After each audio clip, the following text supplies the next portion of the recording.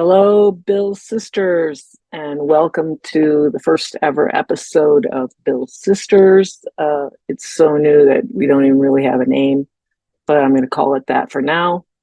My name is Cheryl Miller, and I am a lifelong Buffalo Bills fan.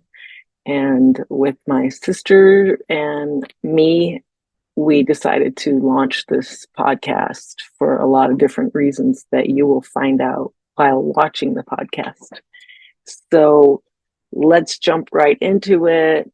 Today on our show, I am going to take a look at the end of our Bills season with the loss to the Kansas City Chiefs with a score of 27-24 in the very last minute and a half of the game with the now infamous wide right field goal by the inimitable Tyler Bass. I'd like to maybe first vent about the end of the Bills season and what's happening to Tyler Bass, open up some lines of discussion around the future prospects for the Bills, and also a little bit on my usual mantra, which is about the severe underrepresentation of women in this discussion more broadly, but also, of course, in leadership in sports of the NFL, of our favorite teams, and on the field in every conceivable form. Maybe some of this has never even occurred to you. We just kind of are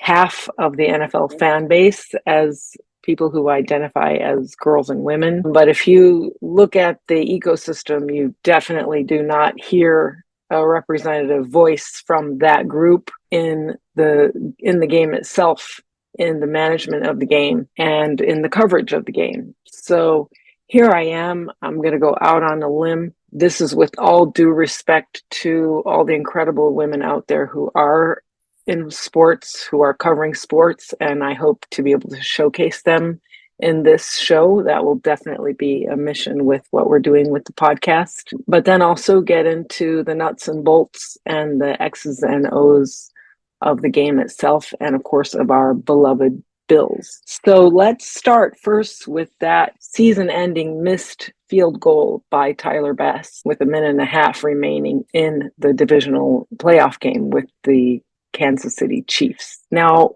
disclaimer, no makeup, no tech prep, no nothing. I hope to be able to bring in some footage while we play this back for you. But I think the important thing is to ask what exactly went wrong in this scenario.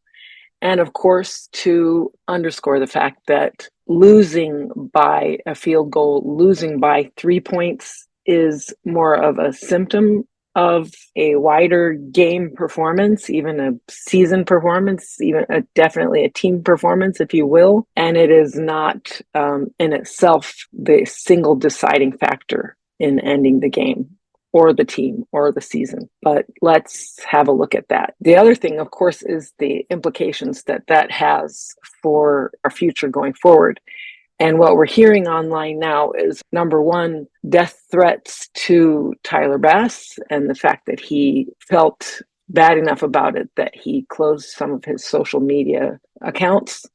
Personally, I'm following him on X and his account is still there. So maybe this is a question of reports of my death have been exaggerated, as are, I think, the posts of the irate fans. So of quote, Bills Mafia burning jerseys. I'm not even convinced that those films are of actual Bills jerseys, and also of the death threats that Tyler has received. Not to diminish that at all. This is a very serious thing, too serious even to be parodying, making light of, or just saying is happening if it isn't.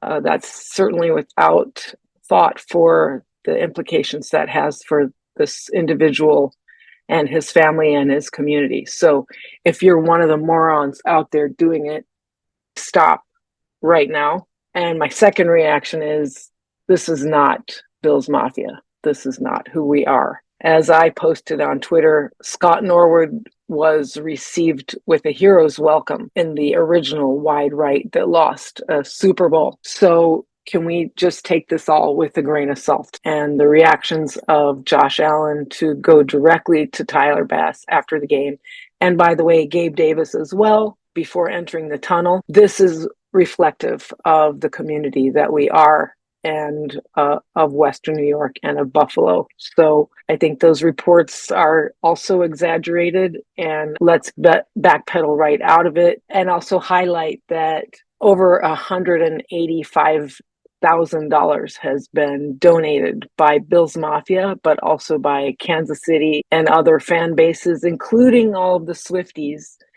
to one of Tyler Bass's favorite charity missions, and that is to save cats. So the 10 Lives Club in Western New York has, I think, been the organization that has been able to best coming out of this tragic loss of our season, which is, let's relativize all this. But thankfully, this organization and a mission that Tyler Bass cares about and that we all care about, kitty cats, demonstrates the real nature of the Bills Mafia and the Bills fan base. This is something that I also said online, because if you think that those actions of a few typify who the Bills Mafia is, then clearly you're not a mafia member, and you're clearly not from Western New York, which is populated with people who, for me, are the absolute salt of the earth.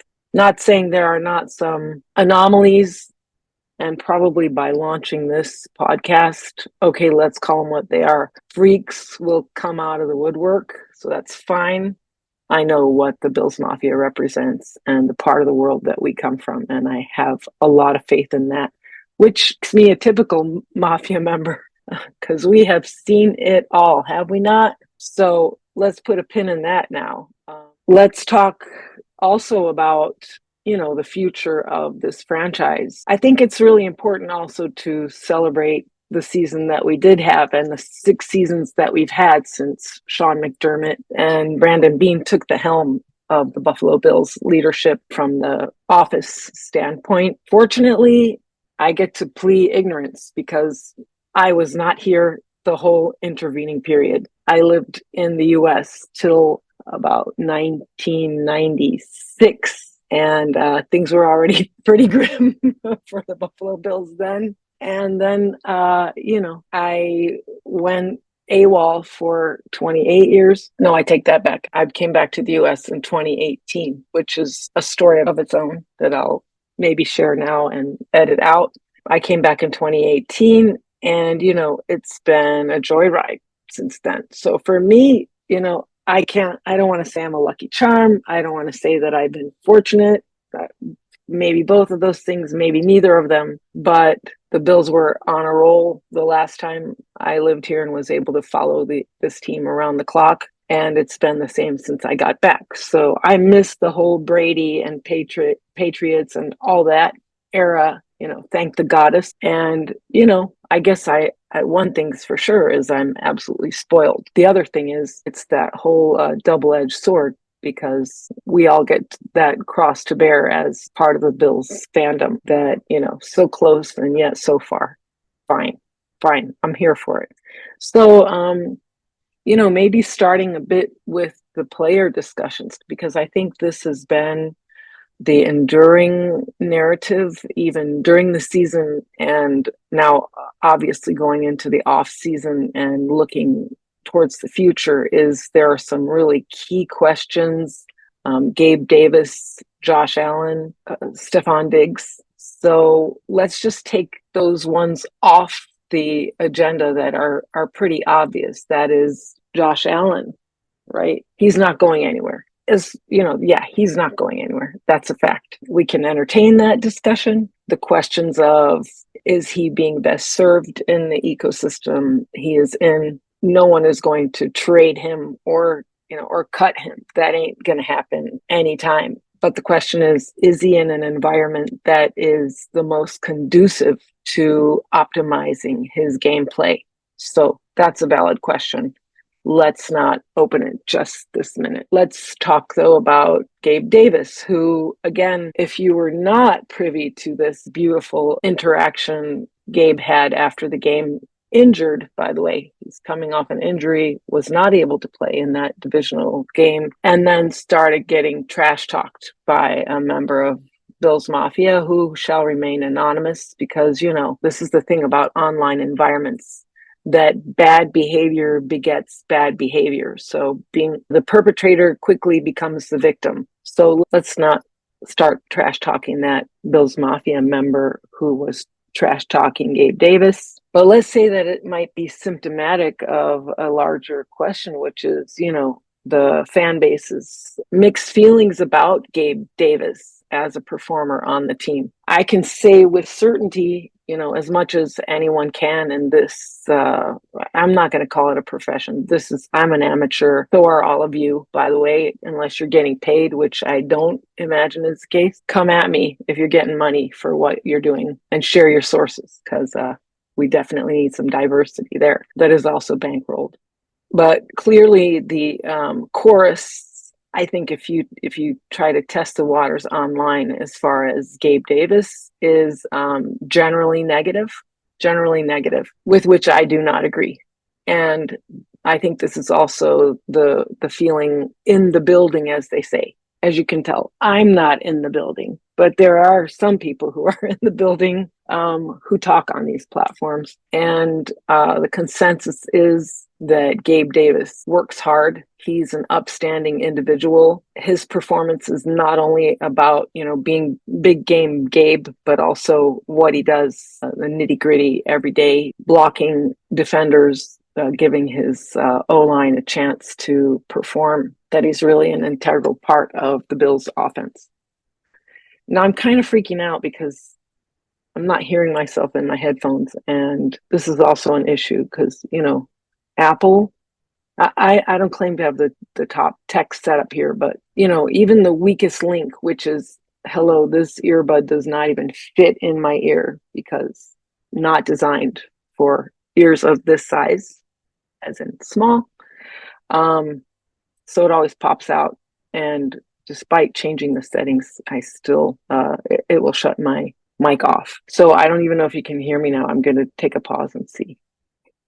Okay, so I restarted just to make sure that the audio is working and to pick up the discussion from on Gabe Davis. I don't have the data in front of me, so sue me. But the consensus is that Gabe Davis is not a great route runner. One of my favorite podcasts is Cover One, where they really look at the X's and O's of each game and review the tape, and the tape don't lie, as they say. And Gabe Davis blocks. That's the key thing. So he's versatile. He's on the ball. He really wants to make a difference on every play, and you can't buy that kind of commitment. So that's one thing that he really does. And then, as we all know, in the more splash plays where he's hit for a touchdown in the end zone, one of, I think, the most memorable plays in the Bills playoffs, which was last year, catching a, maybe not a go-ahead touchdown, but also go-ahead touchdowns that he can be relied on, and hence his moniker, Big Game Gabe. So he can catch the ball, he can block. His routes are a little bit iffy. I mean, I think this is what the Cover One guys, pardon me for saying, uncover. If you watch his routes, that they're not always clean, that he can sometimes sabotage a play by not following the script.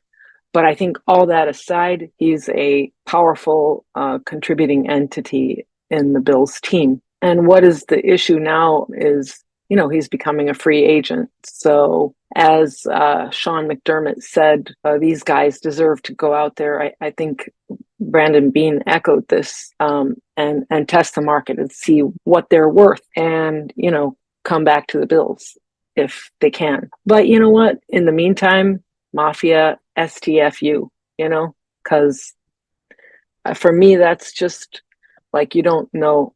I don't mean the whole mafia, but I mean those particular bad seeds that are busy trash talking a player at the end of the season in a game that he wanted to play in, said he could play in, was not listed to play in. I'm sorry, but this is, we're all better than that. This is also the point of the interaction where just good behavior is the prescription of the day. And, I'm going to toss in a little tidbit there from my work in diversity and inclusion. So, open up the channels to jump on my case. But research on young people, on kids in education environments demonstrates that boys benefit from co-education situations because they learn to behave, where girls do not appreciably benefit at all. So remember this when you see 50% of the stadiums filled with women fans, 50% of the sideline discussions, because of course we're not on the field, we're not in the play booth, we're not even, we're barely on the internet without being silenced or insulted or marginalized. So please just keep that in mind, that we also tend to silence ourselves if we're not busy being silenced by those around us. Anywho, so Gabe, will he stick around? Can we afford to pay him more? It's all to be seen. I guess that's going to be the bottom line about everything we're talking about right now, right? It remains to be seen. But, I guess this is also why women don't engage in this analysis stuff, because it's like, it's just a bunch of questions of if, and we're as good theoreticians as anyone. And I love what Stephen Colbert once said about intuition, right? Women are allegedly gifted with the grace of intuition, which Stephen Colbert said was the simultaneous processing of infinite data points. Ooh. So, if you can do that, why do you got to blab about it? Anyhow, I want this to be a safe space where women can blab about our intuitions and kind of unpack them. And again, it will all remains to be seen. But, it's still fun to talk about it. Also because we love this team. We love this sport. We love each other. We love the Mafia as much as the next guy and gal. So why shouldn't we be able to blab about it? So next topic is, of course, Stefon Diggs. Where has Steph been for the last 7-8 games? It's like the team has done this and Stefon has done that. What I really dislike is to chalk that up to Steph. Now we can unpack his performance, especially this last game where he was targeted 8 times and had 3 receptions for some 20 yards or something. Really abominable. Here, I'm about to shut off my microphone again just to say abominable performance. And, this is the thing, you can talk big and you can be a prima donna and you can not show up for the pressers or whatever. You can have your own criteria that applies uniquely to you, but then you have to just freaking deliver. So, I think that whatever, it seemed like a 60-yard pass, maybe it was 30 that he dropped in the last game, was really inexcusable. But, let's excuse it because he's Steph. I don't care. It's like, okay, it's kind of 50-50. You missed it. You caught it, you missed it. But, it's when you start to see pattern behavior, or is this, infinite data points that you can process all at once, we can all say, he has not had such a good second half of the season and definitely not a good off season. But again, the question is why? Do we chalk this up to that individual player, or do we look at what the changes have been in the ecosystem, where we can definitely point to the new interim offensive coordinator, Joe Brady? Now, the other podcast that I like, okay, I don't know, say what you want, Mike Florio, and I think it's Pete Sims. I always forget his first name. Anyhow, Pro Football Talk. I like those two dudes. They're such a nice combination of casual and yet on point. So it's like, this is what I think, and by the way, this is why. And obviously, years of experience. However, this is the thing that trips up women with starting to do this kind of thing, and where you just don't see women of my age group or of their age group in these discussions, is because we stop ourselves before we start. So I'm trying to break through here as much for me as for all of us, because if we don't start talking, we're never gonna have the discussion that has our voice in it. So even completely ill prepared, even completely off the cuff, like I said, no makeup, no technology, no audio, who cares? And if I can do it, you most certainly can. So that's really an important bottom line. So what do Mike and Mr. Sims say? He has his own buttoned up podcast, which I don't watch as much, but I would, because I also like his style. It's like a simmering pot with a lid on it that just pops up like that, which is just has its own entertainment value. I want to go back and look at how he played as a quarterback, because I really don't remember. They had a whole segment on Stefon Diggs that they disclaimed by saying, we love this guy. I mean, I think we all do love Steph Diggs, right? The fact that he, maybe the only presser he had this season, he had a chip on his shoulder towards the media, like, why are you characterizing the situation the way you are just by posing the question from a very subjective angle? Well, hello, that's exactly what the job of media is to kind of provoke a reaction. And they succeeded at doing that. But at the same time, Steph said, I don't have a problem here. You guys are coloring the question as me having a problem and then making me have to defend that I don't have a problem. Yeah, it's a tactic, right? So, but his point being, he doesn't have a problem being in the Bills, being on the Bills team. And I got to say, again, with a reference point of nothing, I've really enjoyed seeing the evolution of Stefon Diggs this year. I really have. And Steph, if you're out there, I want you to get this message. I have kids that are your age, and I'm not saying that these kids on the field, these guys on the field are like my children, but in a way they are, I mean, they're as young as them, maybe a bit older, maybe a lot older in some cases, but not to make this, to be a woman who's being avuncular, ironically, but we really have to take some of these scenarios with a serious grain of salt, because all these dudes, and they are all dudes, are on a maturity curve, including the dudes talking about the dudes, right? And again, that's why we want to interject some different voices here. Let's bear in mind that these are young people that are making new discoveries in life and have these huge opportunities in most of their cases. At least when they reach the narrative to the point that we hear them and we're talking about them, then shit is actually going on in their lives, like big shit. So a lot of them are ill-equipped for this. I mean, that's been kind of my narrative around Josh as well, and where good coaching is really critical. And I don't mean coaching X's and O's stuff, but I mean psychology. I mean, not only to motivate, but also to keep the perspective on the multidimensionality of these young individuals who the people in the building have a huge opportunity to form. And I'm sure they all take it very seriously. And it's not just something to brush off. These are formative years with big challenges in front of these individual kids. And so,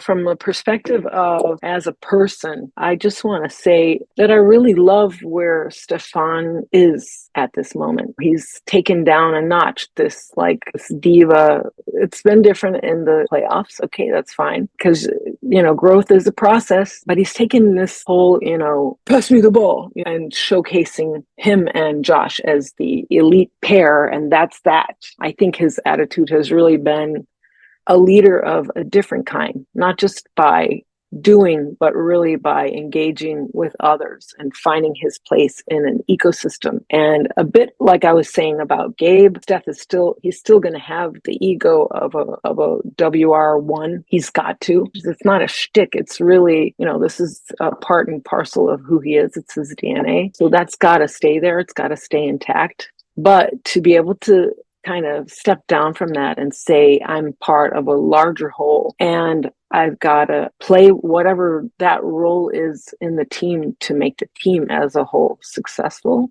That's a growth.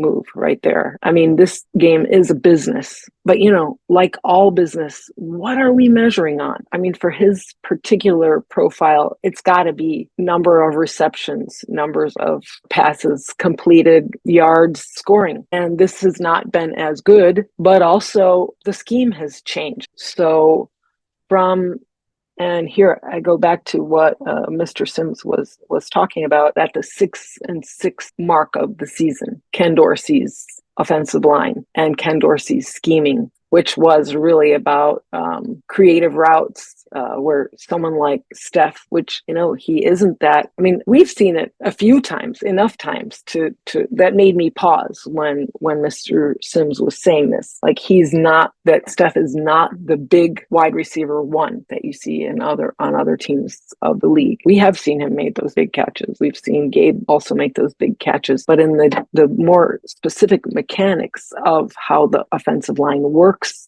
he was those intuitive talent route running guy, and maybe less of the dink and dunk until you get the opportunity to just kind of blow the discussion wide open. Now, that discussion is really nuanced, and I plead ignorance about the specificities of it right now. Then, of course, the question is, what happens next? Steph didn't show up for the post-game pressers, but he didn't disappear either, because according to Sal Capaccio, who I also don't know, but great respect to him, who said Steph stuck around. He was in the locker room after the game. He just didn't take any interviews. And that can be astute, that can be elitist, that can be fatal. Yeah, who's to say? Again, the truth will come out in the wash in the coming days. But more about, then it's like, oh, we got to get rid of him. And I'm going to pull this up right now because I'm a newbie.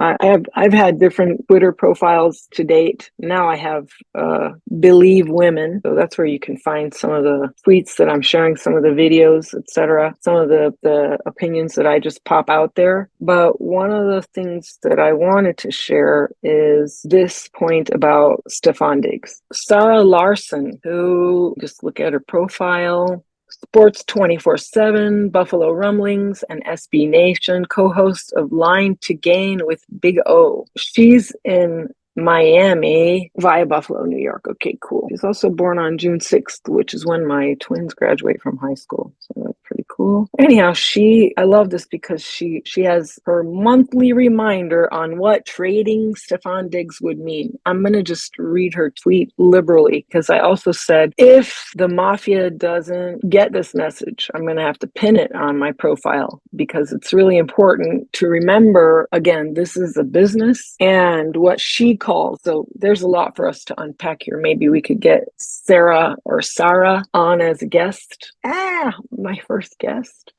She says the 2024 dead cap would cost the Bills $31 or more million, which is $3 million more than Stefon Diggs' $28 million salary cap hit. That is, to have him on the team, $28 million. To kick him off the team is $31 million because of this dead cap thing. So maybe we could get Sarah on to describe for us what the hell the dead cap means. And then she says, this means if we're currently 43 million over the cap, we would now be 46 million over the cap with one less player. So pure math. I love how women are characterized as being emotional and, we don't know what the hell we're talking about, but I'm a data-driven decision maker, and I'm sure that you are too. So what she's saying is, listen up. It will cost us more money to get rid of Stefon Diggs than to keep him. And that's math for the win. Of course, unless he and the team negotiate something else, right? So there's always that. Next, even if it was a post June 1 designation, we're looking at $9 million in 2024 and another $22 million the next year, 2025.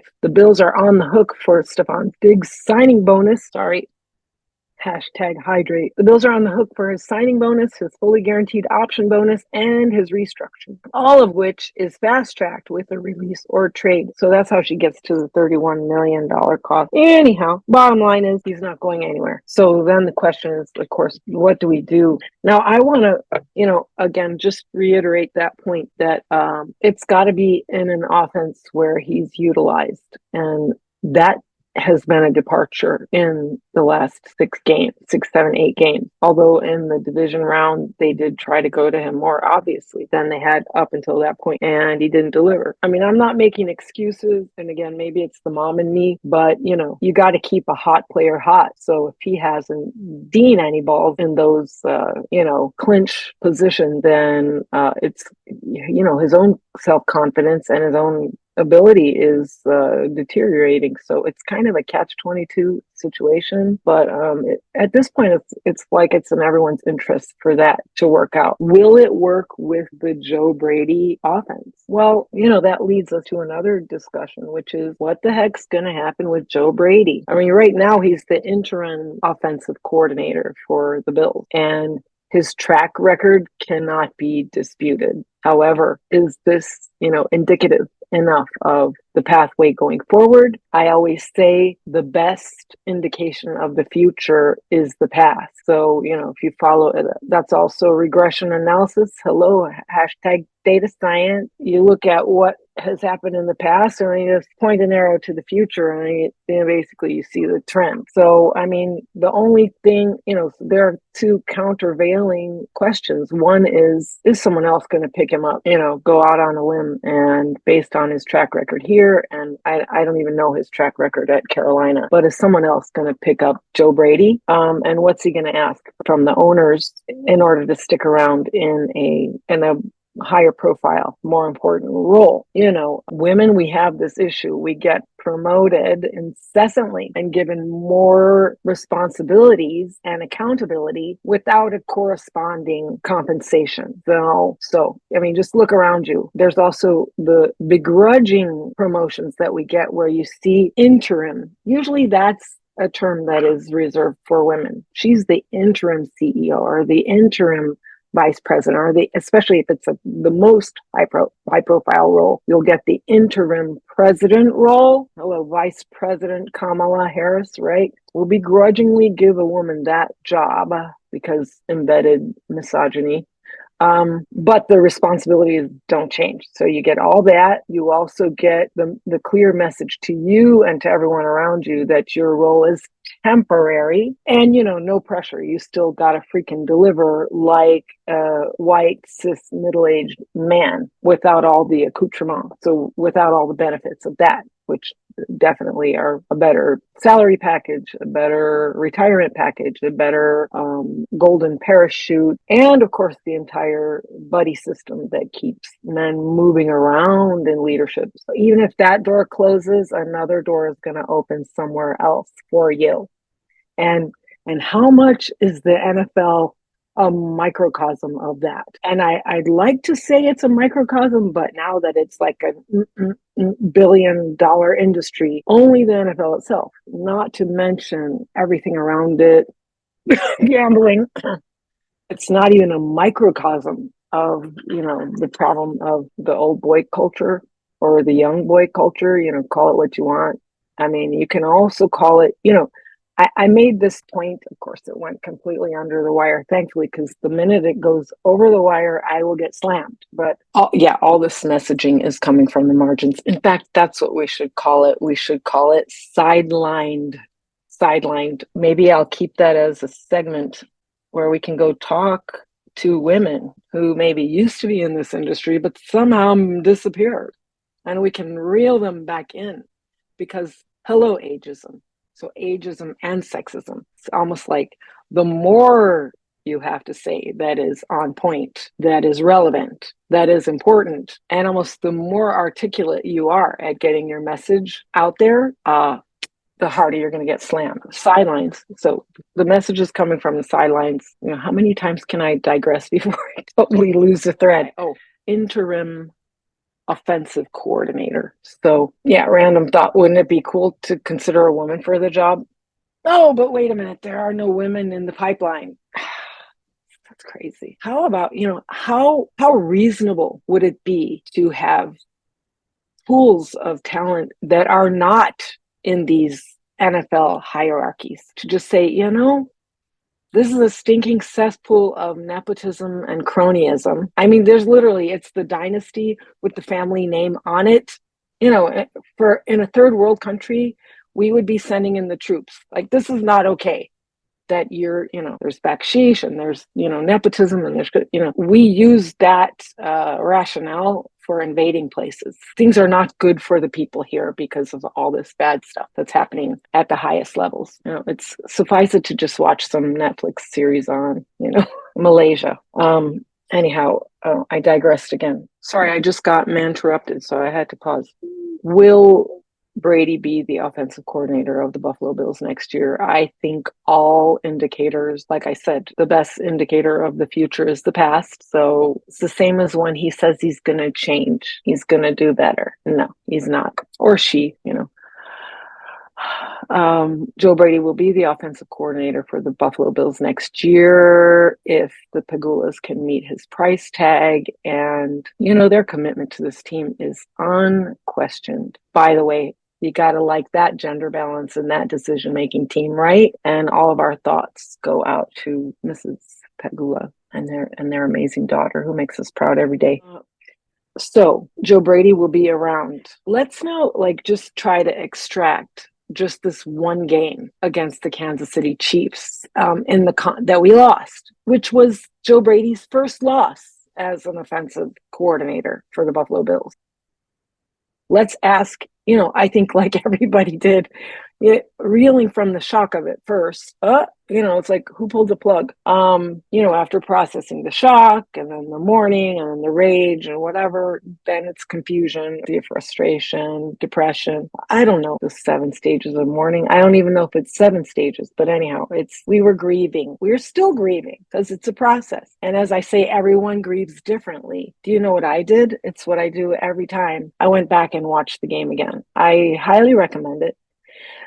Because then the stress factor is gone. Because there's so much of while you're watching the game, you're so emotional that it's hard to analyze because it's just everything it's just too much of a roller coaster ride emotionally. And you know what? That's fine. That's fandom. That's why we love this team. It's the adrenaline. That's why all fans, do the crazy shit that we do.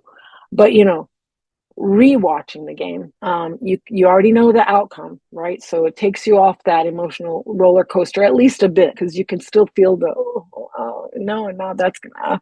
So you're still feeling what happened, but kind of less of the peaks and troughs. So it's a little bit easier to first catch what's going on, and even that's not sufficient, right? This is why they go back and watch the tapes right after the game. It's not because for them it's emotional during the game. I'm sure there's the emotion of the game, but also because you're not processing all of those data points at that time. You're not capable of it because you're focusing on your mission, or in our case as fans, we're just too emotional. So I went back and rewatched the game. Things in my brain had gotten jumbled around as in terms of timing and so forth.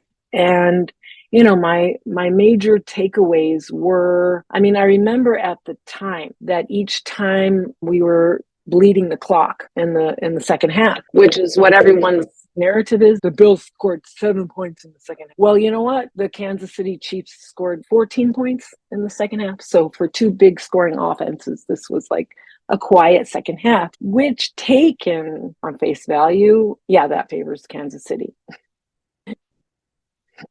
But looked at from another perspective, and that was the time of possession, I think that was freaking eye-opening. And McDermott revisited this question. Has Joe Brady had a press moment since then? I imagine he has, so maybe he echoed the same thing. I would have to go check my sources. But, so this was their freaking strategy. The Chiefs had 23 minutes of possession, so the Bills had 37 minutes of possession, which, that doesn't sound like a lot, but that's what we call domination, and an almost 9-minute drive in the fourth quarter that effectively ended the game for the Bills. Okay, that's not the outcome we wanted. But again, seen from the other perspective of what do we need to do going into this game against Kansas City Chiefs, I think, I'm not sure that, I don't know enough of the history of the NFL, the recent NFL, because I have that 20-year blank. But something that Bill Belichick apparently says, props to Croatia, is take away what they're good at. And everyone just knows that Patrick Mahomes is good. So I know, I actually just said that. But I'm going to qualify it. He's not a good person. He's a jerk. He's a moron. He's a big fat fuck baby. Okay. If I have to edit this, I will. But do I have to? He's a big, and I don't think he is a mature person. I think he's been coddled his whole life. He is very entitled, and he has so much influence on the field that if he just gives a sidelong glance to the refs, we know we're screwed because they do his bidding. And this is what happens when you're, a champion, and then you're fighting to become a champ again, and then you get to be a champion. And then, I cannot stand the Philadelphia Eagles, mostly because of their shitty fan base. So bring it, say whatever the hell you want about me, about my mother, about the mafia. No, don't you say shit about my mother, because she's like 78 and failing health. But, I wouldn't put it past Philadelphia fans to do that. So let's just put that on the table. I was freaking rooting for the Eagles last year in the Super Bowl, and they got screwed in those last 2 minutes with the shitty officiating. So again, it's like a shrug shoulders, or is it me, or is his helmet's always on crooked? He's got the stupid thing. I've got my Invisaligners in, but I wouldn't pop them out and have them hanging out of the side of my mouth while I'm trying to talk to the public, okay? Or in the middle of doing my professional job. And then the whining, and it's just, and this is one thing that I always say that differentiate Josh from Mahomes, from Joe Burrow, from, again, those hierarchies in college and professional American football, or North American football, if you want to make it, or all of football, all of sport, is Josh does not come from the family tree of sportsmen that I know of, but I'd love to hear from our crowd if they know otherwise. Patrick Mahomes' dad was a professional baseball player, and that's the environment that Patrick Mahomes grew up in. When he went to play the Jets this past season in New York, it was like, yo, homies, not just my homies, but really, yo, homies, been there, done that. I'm a known quantity in this city, and this, in sports, and could it be entitlement? I guess. Like, I'm entitled for you to call that roughing the passer or offensive pass interference, or whatever it is. Look what they're doing over there, and the refs throw the flag even after the down is complete. So must be nice. What that does afford him, however, is it's the psychology thing. Also Joe Burrow, also Jalen Hurts, by the way, right? All these kids came up with a dad who was a coach, who, so they're really steeped in this game. I'm going to throw this out there. They might not even have the natural throwing talent that Josh has, but they have those, 10,000 hours or whatever the hell that, criteria is, which turns out to be bullshit anyway. But just being steeped in that environment gives you a completely different mindset. It helps you to manage the psychological highs and lows, I think, which we're seeing on display with Josh. He's coming to that whole environment later than everyone else. His dad still isn't a coach. He's got to build that infrastructure around him now at a much later point. So this is why that's often my concern. Like, his beard moments and his wild hair moments. It's like, what was the thing he said this season? Positive. I almost said positive indifference. I don't think that's the turn of phrase he used. But that came out in an interview that he had with this. I will find it too, where the two of them agreed that they would get therapy because neither of them ever had. So Josh and the awesome dude who was interviewing him, because this came out in the interview. So imagine the quality of that. Like I said, that's not a negligible component to this whole journey, is the ecosystem that you're in, and being able to manage the game, manage people who are shitty and cutthroat and two-faced and have their own interests before yours. It serves to just watch any movie about any woman entertainer of all time, and you will see a downfall. You will see that we long for fame and we long for success. And then when we have it, we are not prepared to deal with it. And that's where you get taken advantage of. And some of the worst shit happens, right? Addiction, and people who are enablers. And like I said, it happens to women all the time. It's its own movie genre. I mean, literally any documentary about any woman entertainer. And, that's why some of these storylines are so awesome. Tina Turner, Madonna, Beyonce. I read an awesome book by Mae West, which I recommend, about Mae West, who probably many of you are too young, but she's the why don't you come around and see me sometime. She's that person who just said, give me diamonds and real estate. And she fucking called the shots. And this was 100 years ago in Hollywood. So words to live by. Too bad I came to that discussion too late, but it's not too late for you, maybe. The syndrome of fame, no one is immune to it, but it's more about if you're steeped in it from a younger age and you're steeped in the competitiveness and the nature of humans, you might be able to, you can never just coast through the stuff because it's fucking painful, right? People who stab you in the back, believe me, I've been there enough. That'll be another sub discussion for, this has even happened to me recently, which is kind of the impetus for me doing this. I'm just going to switch channels out of a very toxic environment. But hey, fame is toxic. And I say people will come at you, and that's a symptom of your success. So, who's going to give you the tools to deal with that, to deal with fame and the symptoms of success? And even tell you, hey, that is just a symptom of success. I mean, that's why this humble and hungry attitude, why, knuckling down, living and flourishing in Western New York, which is like being a flowering bush in the permafrost.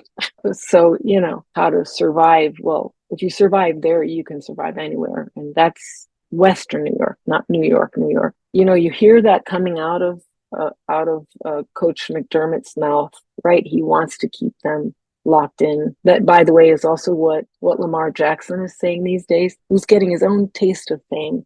And it's also really exciting to see, especially OBJ. It's like, oh, Hollywood has come to Baltimore. Okay. Again, give these young kids the tools to deal with that. Actually, this is one of maybe the best cases for more women in this industry because we raise these questions, right?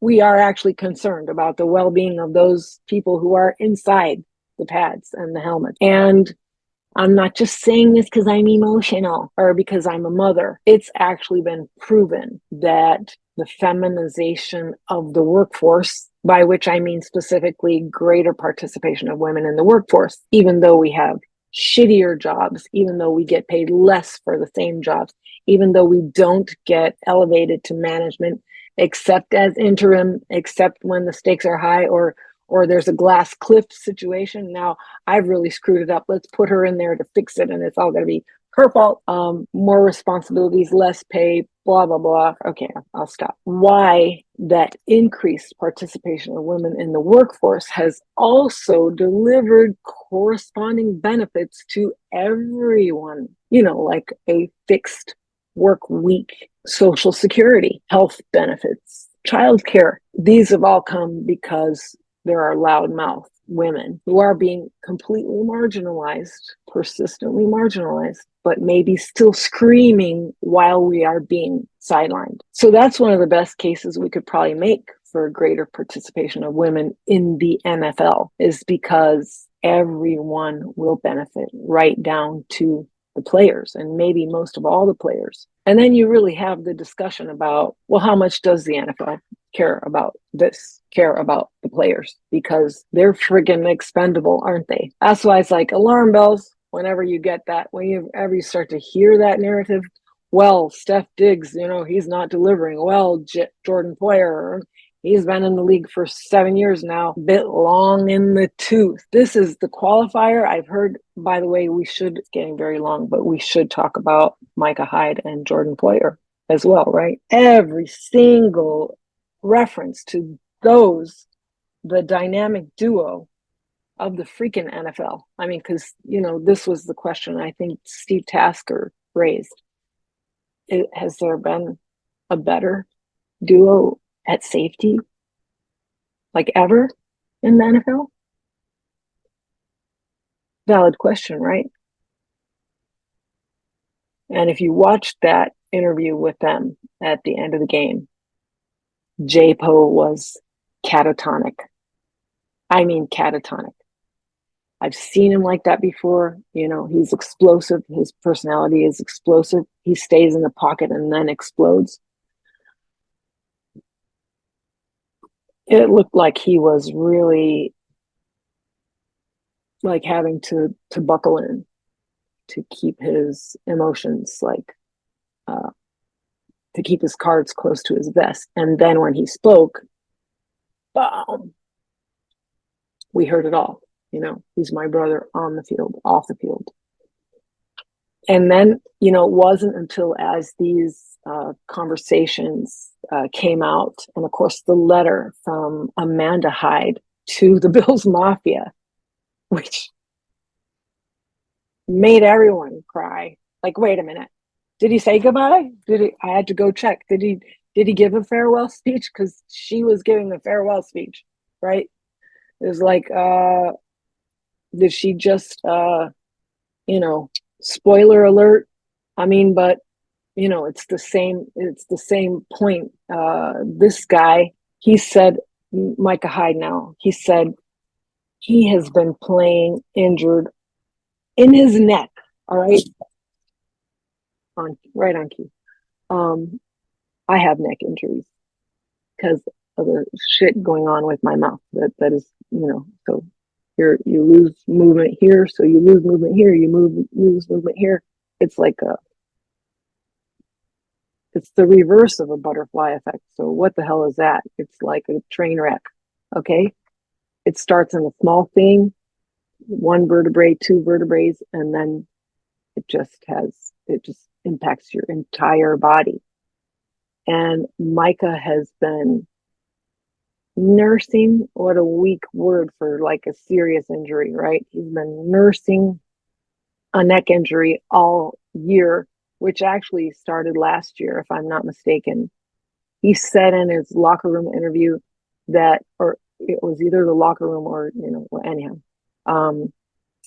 that he had to push himself every week to just be in the game.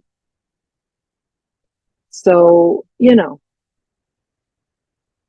my neck injury, I'm twice his age.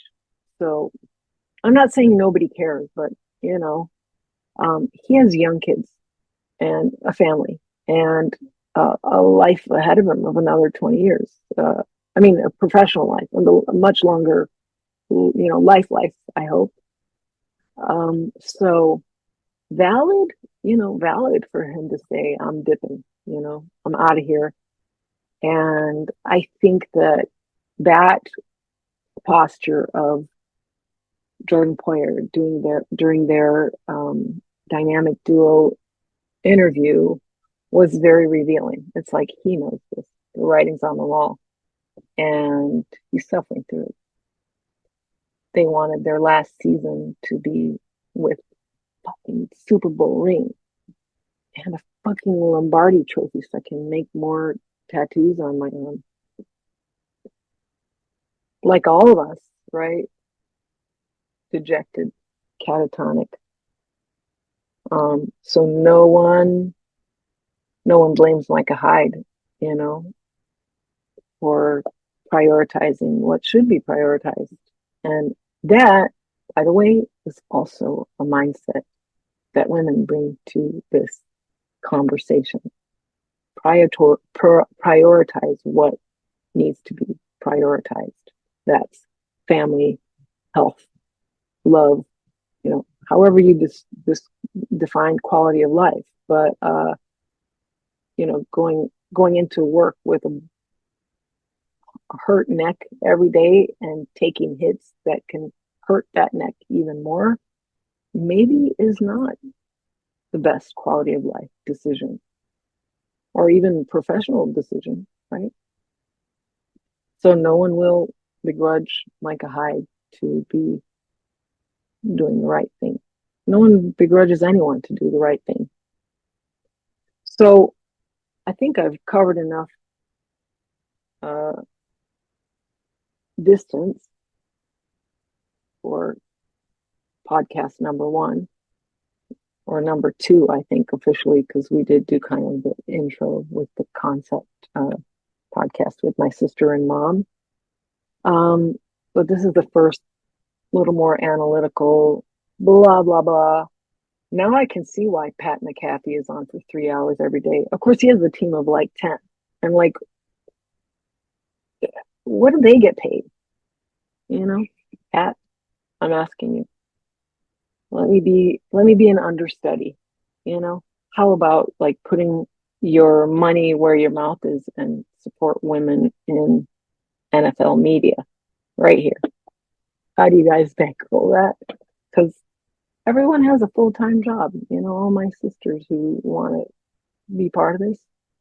It's hard. It's hard for us just to get a date on the calendar that works for us to have more than one of us here. So for now, it's me, and it's gonna be me, and that's enough. Go Bills.